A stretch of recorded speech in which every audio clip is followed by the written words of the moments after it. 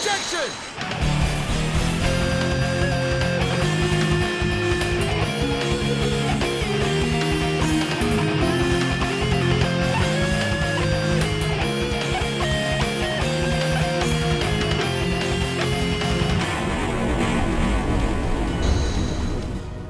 Hello everypony, I'm MasterCode, your Ace Analyst, and today we'll be delving into the final installment of the official MLP manga with volume number 3. The story begins with Fluttershy organizing a party/scavenger hunt for her animal friends, but Discord ruins everything by teleporting all the objects in front of everyone.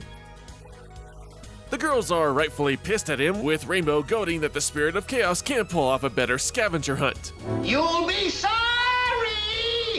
Many moons later, he does in fact organize the ultimate interdimensional scavenger hunt. One of the aspects I found interesting is that the story is true to its word with many moons later, as we do see the main six looking like their older selves as we saw in the last problem. Technically unnecessary, but it was a nice little touch to switch up the designs for a bit, adding just a little more variety to the manga. Also, something interesting I noted was that while the art for Discord is pretty much exact to his show appearance, he's the only character in this whole story that's not drawn in manga style. Literally every other character has the anime look, while Discord is depicted in traditional Western animation. And while it would have been cool to see him drawn in manga format, I do appreciate this decision, as again it adds a little more visual variety to the panels he's in, with his design standing out so much from the rest of the manga. Even more so than usual with him being a chimera. Anyway, Discord's big scavenger hunt involves hiding the elements of harmony in various dimensions, and the girls have to find and touch said elements to return back home. And here's the kicker, the elements Discord steals were from the past. More specifically, when the main six were about to defeat Nightmare Moon. And as you can imagine, that has a significant effect on the world, with the Night Princess's minions domineering Equestria along with Chrysalis and her changeling empire. Whoops. Holy shit!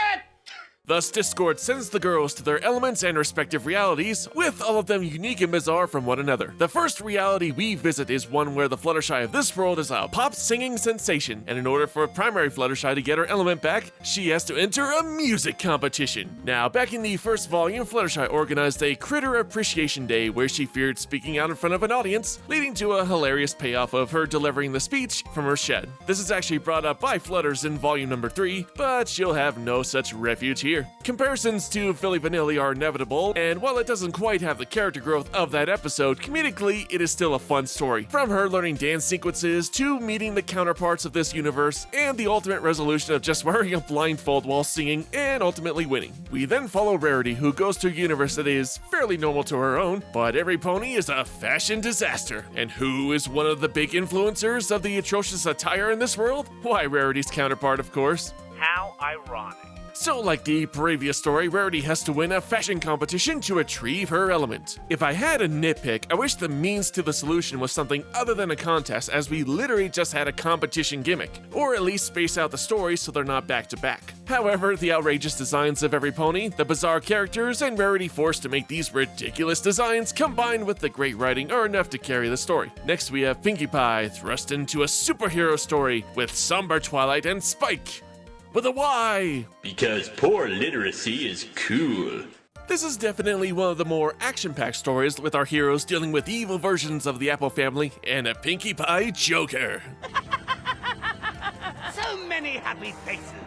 Just the notion of seeing the element of honesty robbing a bank is a great and humorous contrast to the real AJ. Now, this world, Spike and Twilight are feuding over orders and who's in charge, and while the story is rather short, the interactions between the two is cute and reflects the relationship between primary Twilight and Spike. The climax with a Pinkie Pie Joker is just as fun as you think it'd be, and I love Pinkie's suicide dive to retrieve her element from a flying pie. Our next story involves Rainbow Dash in the race of her life. Her opponent, the element of loyalty adorned atop a rogue comet, and she has to compete in an insane race course complete with The Black Hole. The racing action is rather intense, not just for the black hole, but the overall speeds every pony is flying at, and the drawings also perfectly exemplify the intensity of the situation. And with the help of this universe's counterpart, Rainbow successfully retrieves her element. Next up, we have Applejack, who enters the ninja universe that we saw in volume number 1. In that story, a scroll prophesies the end of Ponyville, and that a particular heroine would arise to save the day, which, as you can guess, was primary AJ. Back in volume number 3, we get a fun action sequence of the primary AJ fighting off this world's little sister and her own counterpart with apple and farm-themed weapons. After that misunderstanding, they all run across the Dark Apple Lord going Super Saiyan!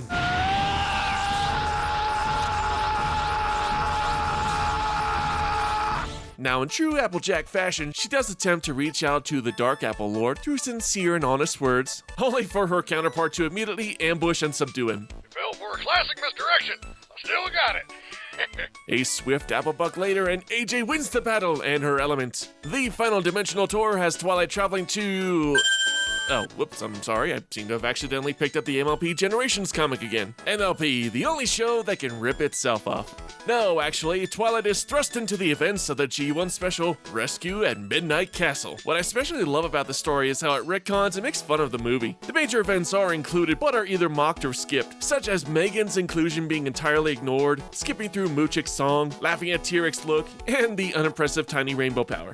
It's a funny and overall well-written parody of the original TV special. Finally, now that Everpony has their elements back, they all return home one by one to fight Nightmare Moon. The one downside I have with this story is that even though Changelings and Nightmare Moon's forces have teamed up, we never actually see Queen Chrysalis at all. The most we ever get is this one panel of Changelings and not even a glimpse of the Queen. It would have been great to see scenes of the two villains talking or arguing with each other, seeing the dynamic of how two egomaniacs would collide. But still, why bring Changelings into the story if you're not going to include the Queen herself? Anyway, there really isn't much to say except the climax is well paced, with events set up from each of the other stories coming back, like Rainbow Speedy exit from her universe where she collides with Nightmare Moon, or Pinkie Pie bringing the giant baked good with her from her universe that literally creams the Princess of the Night. Luna is redeemed and the elements are returned to their proper place, fixing the timeline and leading to a satisfying conclusion. So in the end, once again, I highly recommend this manga. The artwork is beautiful, the comedy is great, the story is bizarre and so much fun, with some good action scenes as well. And I think that's about it. Although I think I'm forgetting something rather important. Let's see, oh yeah!